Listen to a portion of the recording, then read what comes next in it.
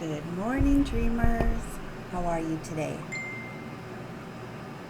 I was just chatting with a friend on Messenger, and they had hurt their thumb at work. And I got a picture of the healing of the thumb, and it looks fantastic. I mean, it's not all the way better, but the healing that has taken place is quite excellent. And so I was chatting, saying, well done, taking care of it and everything.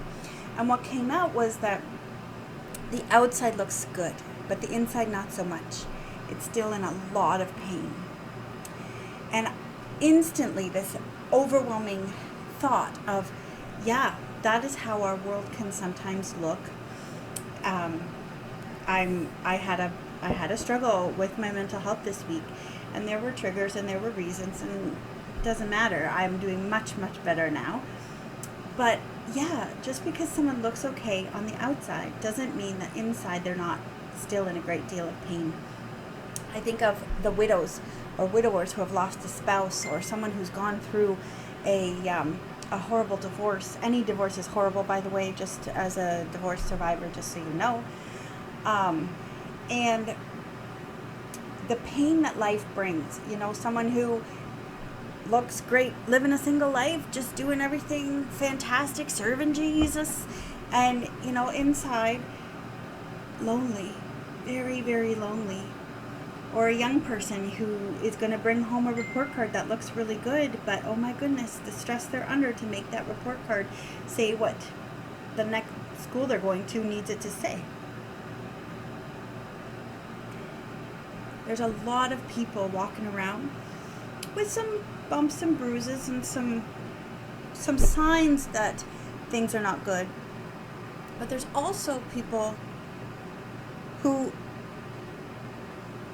the signs lead to inside is still in excruciating pain, right? The signs are actually leading to people thinking they're on their way to better. They look better than they feel. So be patient with everyone. Be patient with yourself. When you look in the mirror and you start to see that you're healing, don't rush. Don't overuse. Don't overplan. Don't overdo it. Just because things are going well on the outside, because the inside might take some catching up. So, live your life inside out and be vulnerable with those around you when you need help. Just because you look strong doesn't mean you are. And it's okay to say, I need help with something. I need you. That's okay. That is not a sign of weakness. In many ways, that's a sign of strength. I think back to Moses when he was told as long as his hands were in the air in worship to God, the army would win. And he started to get tired, and then the army started to lose, and then he started to get tired and tired and tired. And so Aaron came along and Hur came along, and they held his arms up. And the point of the story isn't the mystical winning or losing. It's the support that even the strongest of leaders need. And they need it from a spiritual aspect, and they need it from a practical aspect. Aaron was a priest, by the way, so a spiritual aspect and a practical aspect. Just don't forget to check in on each other. Don't forget to actually ask yourself how you are doing. Don't just get so busy and so overwhelmed that you don't even realize the horrible, nasty stuff coming out. It's yours, and you better own it. But at the same time, own it with grace.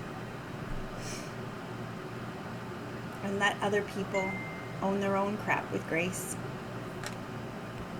You don't have to throw it back in their face just because it came at you. So whatever's going on today, no matter who's being nasty, who's being nice, live an inside-out kind of life. Show us your true colors. Have a thumbs up. And know that behind the outside, there is an inside worth looking at. And when you're texting today, you think about that, because that's where your thumbs get a lot of work. I'm just kidding. Anyway, have a great day. Mwah. Know that I love you. Bye.